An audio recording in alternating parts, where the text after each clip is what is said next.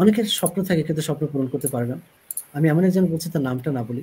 আমার কাছে এসেছেন, উনি আমাকে ঘটনাটা খুলে বললেন। উনি নিজে নিরক্ষর, লেখাপড়া জানেন না। কেন লেখাপড়া জানেন না জানেন? তার যখন ৫ দিন বয়স, তখন তার বাবা তাকে ছেড়ে চলে যায়। কিভাবে? তার মাকে ছেড়ে চলে যায়, তাকে ছেড়ে চলে যায়। কেন? তার মা কালো ছিল।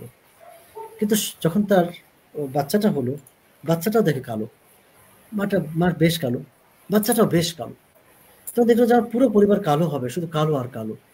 এটা মনে করে তখন কি করে, ৫ দিনের মাথায় সে তখন ছেড়ে চলে যায়। ওর বাবা তাকে ডিভোর্স দিয়ে চলে গেল, মাকে ডিভোর্স দিয়ে চলে গেল। তো ওই মা আর বিয়ে করেননি। তখন সেই ছেলেকে মানুষ করার জন্য এই কালো ছেলেকে আমি মানুষ করব। যাই হোক, লেখাপড়া করাতে পারেননি।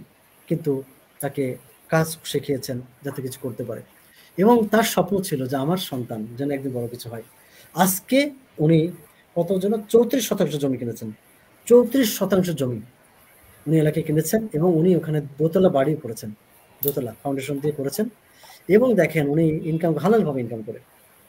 এবং তার সন্তান, তার মেয়ে, বড় মেয়েটা, সেটাও আবার কালো।